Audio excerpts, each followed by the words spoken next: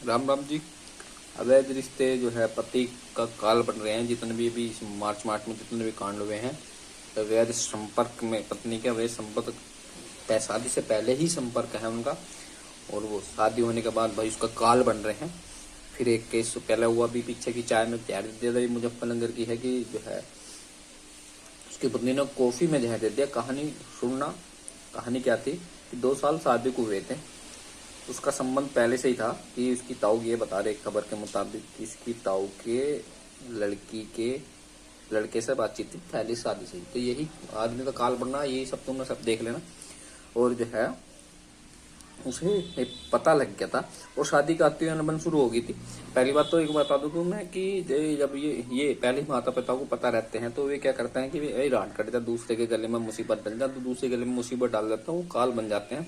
तो सबसे बड़ी गलती माँ बाप की है जो लड़कियों की गलती को छुपाते हैं और शादी के बाद उसे समझाते नहीं और उनकी पक्ष करते हैं।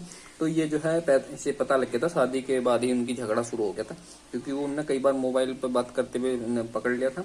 उन्हें एक दिन मोबाइल छीन लिया था और उसको मैसी वैसी तस्वीर वगैरह मिल गई थी और उन्होंने रिश्तेदारों से बात की तो लड़के घर वालों ने कुछ रिस्पॉन्स नहीं दिया, क्योंकि यही जो है घर के बिगाड़ते हैं।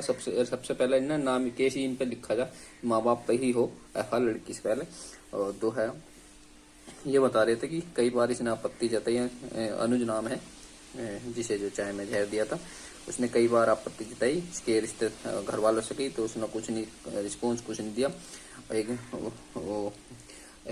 वो कई बार वो अपने घर गई हुई थी, वो लेने नहीं गया, वो तलाक चाह रहा था, लेकिन उसने जो है गलती स्वीकार कर ली, माफी मांगी, तो भाई उसको सामन करी तो वो ले आया। तो उसने जो है लाने के बाद जो है उसे मौका दे दिया था, दूसरा मौका था उस टाइम पे इसका अब नहीं करने की वो नहीं करने की।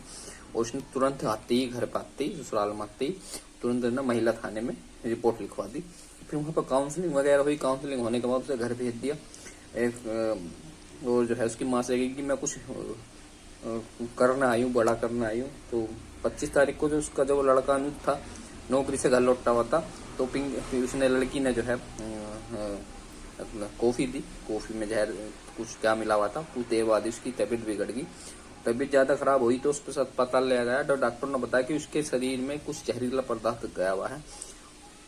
तो हालत बिगड़ी तो मेरठ रेफर कर दिया, आईसीयू में भर्ती है। उनकी बहन का कहना है कि अनुज को देखने वो उसके घर वाले उसकी घर लड़की वो जो है पहले घर ले गए, उसके घर ले गए और मुझे गाजियाबादी न उसके ससुराली देखना है लड़के के, न उसकी पत्नी ससुराल अपने घर भाग गई लेके घर के उसे, और वे देखने नहीं आए।